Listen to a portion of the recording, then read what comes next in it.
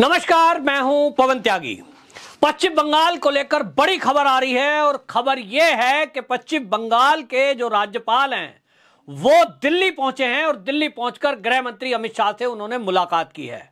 मुद्दा आपको पता ही है, पंचायत चुनाव में जिस तरह की हिंसा हुई है उस हिंसा को लेकर पहले से ही ये कयास लगाए जा रहे थे कि यह हिंसा टीएमसी के गुंडे जरूर करेंगे और इसको लेकर के भारतीय जनता पार्टी और कांग्रेस के नेता कलकत्ता हाईकोर्ट पहुंचे थे, जिन्होंने आशंका जताई थी कि यहां केंद्रीय सुरक्षा बलों की नियुक्ति के बिना चुनाव संपन्न हो ही नहीं सकते।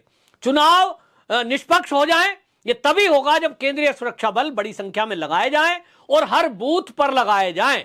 लेकिन ममता बनर्जी थी कि वो कोर्ट में ये कह रही थी कि मेरे यहां तो सब शांत है।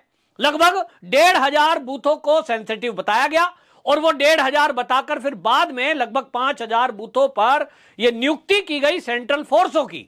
इसको लेकर बीएसएफ के डीआईजी का फिर बयान आ गया और बीएसएफ के जो डीआईजी हैं उन्होंने बड़ा चौंकाने वाला बयान दिया और उन्होंने कहा कि देखिए, जो डीआईजी एसएस गुलेरिया है उन्होंने कहा कि देखो, हमें सेंसिटिव बूथ जो थे उसकी सही संख्या नहीं बताई गई और संख्या बताई गई, लिस्ट दे दी गई, फिर लोकेशन नहीं बताई गई।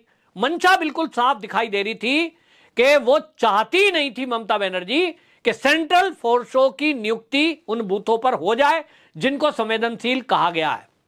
अब जो हिंसा हुई है इसमें गृह मंत्रालय अब सख्त है और आपको बता दूं कि मैं पहले से कहता रहा हूं कि इशारा भी शोर है कि कुछ ना कुछ केंद्र सरकार बड़ा कदम उठाएगी। क्या कदम उठा सकती है? तो जो कानून के जानकार हैं वो ये कह रहे हैं, पहली बात तो यह बता दूं आपको कि पश्चिम बंगाल की जनता क्या कह रही है।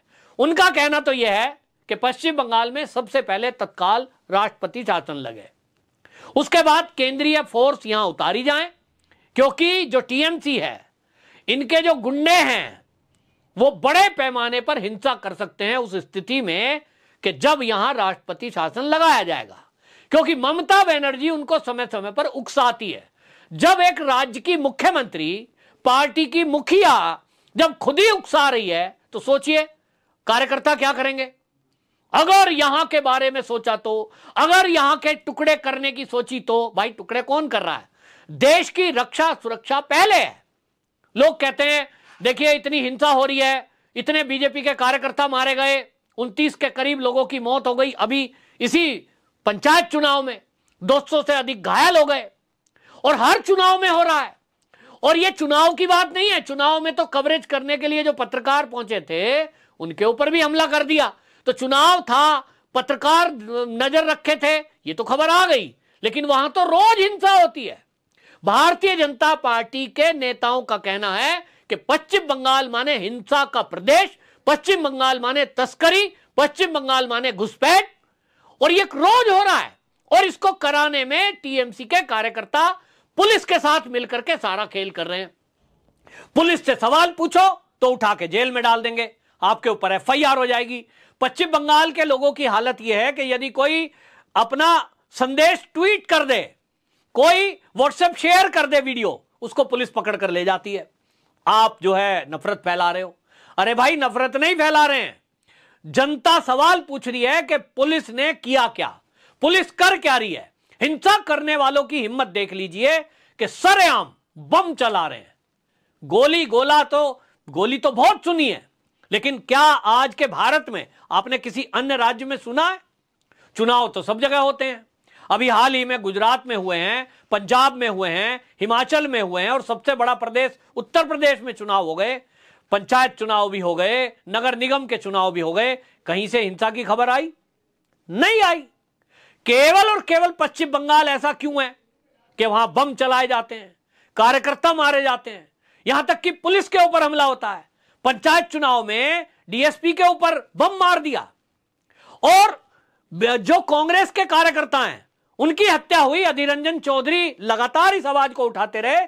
अधीर रंजन चौधरी जिनकी हत्या हो गई कार्यकर्ता की, उनके परिवार में मिलने गए, लेकिन जनता ने सवाल पूछा कि भैया आपके राहुल गांधी जो मोहब्बत की दुकान पूरे भारत नहीं तो दुनिया में खोल रहे हैं, अमेरिका में जाकर कह रहे हैं, वो एक शब्द भी नहीं बोल रहे हैं। पश्चिम बंगाल के बारे में एक ट्वीट नहीं किया राहुल गांधी ने। क्यों नहीं आई यहां पर ये प्रियंका गांधी वाड्रा? क्यों सोनिया गांधी का ट्वीट नहीं आ रहा कि पश्चिम बंगाल में लोकतंत्र की हत्या की जा रही है? उनको यहां लोकतंत्र की हत्या नहीं दिख रही, इनको लोकतंत्र की हत्या, कार्यकर्ताओं की हत्या केवल वहां दिखती है जहां भाजपा शासित राज्य हो। भाजपा शासित राज्य होगा तो वहां यदि किसी को एक घूंसा मार दिया, चप्पल मार दी, थप्पड़ मार दिया, उसको ट्वीट जरूर करेंगे कांग्रेसी, ये वामपंथी, ये मानव अधिकार की बात करने वाले। लेकिन क्योंकि पश्चिम बंगाल है, वहां बम चल रहे हैं, वहां गोली चल रही है, वहां बूथ कैप्चरिंग हो रही है, वहां बैलेट बॉक्स लूटा जा रहा है। लेकिन मजाल है, आपने देखा हो कोई मेन स्ट्रीम मीडिया में खबर हो? मेन स्ट्रीम मीडिया चैनल उठा के देखिए, ये तक, वो तक, फलाना तक, सारे चैनल आप चला के देखना, वहां बाढ़ आ गई है, यहां सड़क धंस गई है, यहां पानी भर गया है, मूसलाधार बारिश आने वाली है, ये खबरें। ये तो सबको पता है भाई कि बरसात का मौसम है, मानसून आ गया है, बारिश आएगी, हर साल आती है। लेकिन यह कभी हुआ है क्या कि राज्य में कहीं चुनाव हुए हो और वहां बम चले हो, वहां गोलियां चली हो, वहां बूथ लूटे गए हो? बहुत सालों बाद किसी ने देखा होगा बैलेट बैलेट बैलेट। कितनी मांग कर रहा था यह विपक्ष, सारे विपक्षियों की बात देख लो। मोदी जी जो है ईवीएम में गड़बड़ी कर देंगे, आम आदमी पार्टी कह रही है ईवीएम तो हैक हो जाएगी, सौरभ भारद्वाज उनका लेके बैठता है कि ये देखिए हैक। अरे भैया करके दिखाओ। क्यों? इनको बैलेट से दिक्कत यही है, ईवीएम से, ये बैलेट से इसीलिए चाहते हैं क्योंकि फटाफट ठप्पा जो लग जाएगा। अगर ईवीएम होती इसकी जगह तो भाई ईवीएम में तो जो अधिकारी है उसके हाथ में बटन ही नहीं खोलेगा, बैटरी से कनेक्शन हट जाएगा, कोई उठा के भागेगा तो पता भी लग जाएगा। नहीं, इनको तो बैलेट चाहिए, वही 50 साल पुराना, क्योंकि इनको तो ठप्पे लगवाने हैं।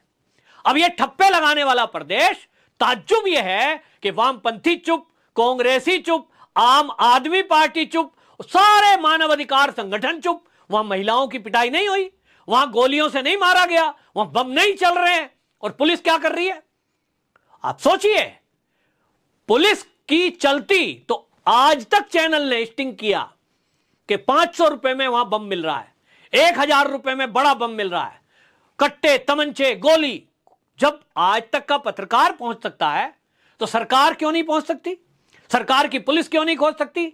असल में उन्हें खोजना नहीं है, क्योंकि हिंसा के बल पर ही ममता बनर्जी वहां चुनाव जीतती है। आप आज के समय में आपको आंकड़े बताता हूं, वहां पर 64,874 मतदान केंद्र बने। ममता बनर्जी के कार्यकर्ता 9,013 निर्विरोध चुने गए। अब जिन सीटों पर निर्विरोध चुनाव की घोषणा हुई है ना, वहां कार्यकर्ता बोल रहे हैं बीजेपी के, हमें तो नॉमिनेशन फाइल ही नहीं करने दिया गया, हमें तो वहां गए थे केंद्र पे, हमारा फार्म फाड़ के फेंक दिया गया। और यह सब हुआ टीएमसी के एमएलए के सामने। और जब इसकी कंप्लेंट बीजेपी वालों ने चुनाव आयोग से की, दरकिनार कर दी, चुनाव आयोग तो सुनता ही नहीं है। तो अब दोनों की कंप्लेंट है, सरकार और चुनाव आयोग। अब सोचिए 2024 का लोकसभा चुनाव, और ऐसे में यही मुख्य जो राज्य चुनाव आयोग के कमिश्नर हैं, यही अगर होंगे जिन्होंने टीएमसी का पक्ष लेना खुल्लम खुल्ला शुरू कर दिया है, क्या कहीं निष्पक्ष चुनाव की उम्मीद है? पश्चिम बंगाल में तो नहीं है। तो क्या इलाज करें भाई? कुछ तो इलाज करना पड़ेगा। हां, मेरे से लोग पूछते हैं कि भाई बीजेपी क्यों मौन है, गृह मंत्री तो बहुत सकते हैं अमित शाह, क्यों नहीं एक्शन लेते? अपने कार्यकर्ताओं को बीजेपी मरवा रही है, बीजेपी ध्यान नहीं दे रही है। मैं बताता हूं, यह मैंने कहा वो न्यायपालिका है जो तीस-तासी तलवार को राहत देने के लिए छुट्टी वाले दिन सुनवाई कर देती है।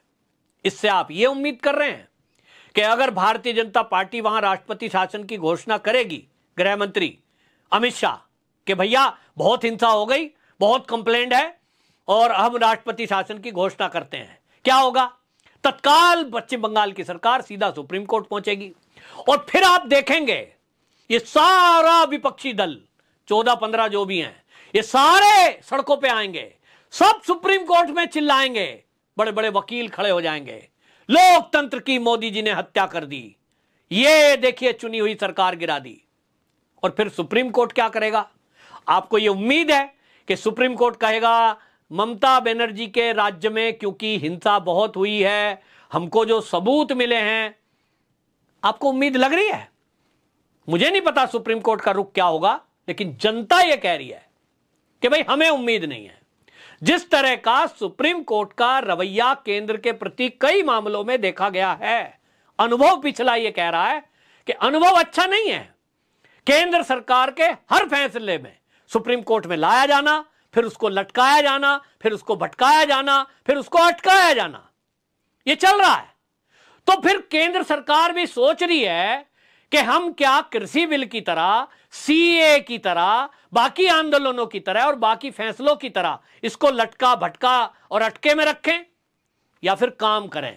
तो काम करेंगे।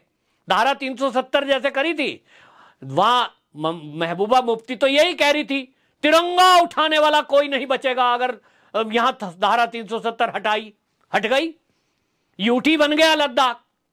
तो फिर पश्चिम बंगाल भी जिस दिन 3 टुकड़े होगा, ये कोई चिल्लाते रह जाए, हो जाएगा जब केंद्र चाहेगी। मुझे नहीं पता केंद्र सरकार के पास क्या फॉर्मूला है। पिछले दिनों इसको लेकर केंद्र सरकार कह चुकी है कि ऐसा कुछ भी नहीं है, यह अफवाह है। लेकिन इलाज क्या है? जनता तो इलाज चाहती है।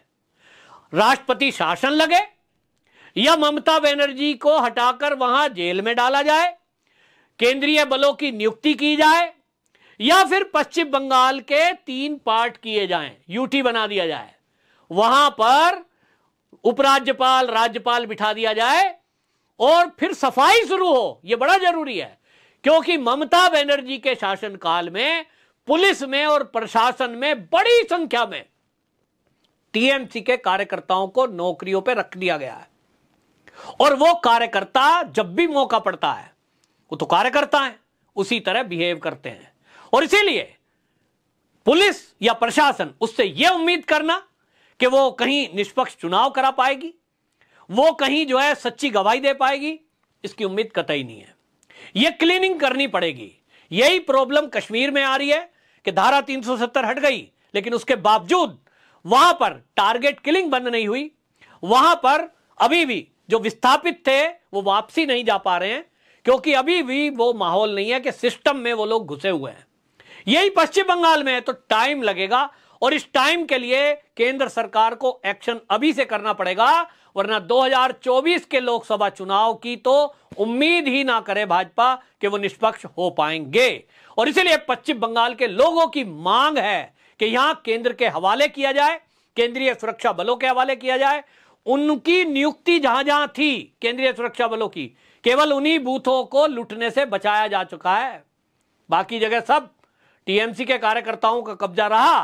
तो यह बता रहा है कि केंद्रीय सुरक्षा बल जहां थे वहां जनता सुरक्षित रही और बैलेट बॉक्स भी सुरक्षित रहे। और इसीलिए केंद्रीय सुरक्षा बलों की नियुक्ति अत्यंत जरूरी है बंगाल में। राष्ट्रपति शासन भी अत्यंत जरूरी है। आपकी क्या राय है? कमेंट बॉक्स में जरूर बताएं। वंदे मातरम।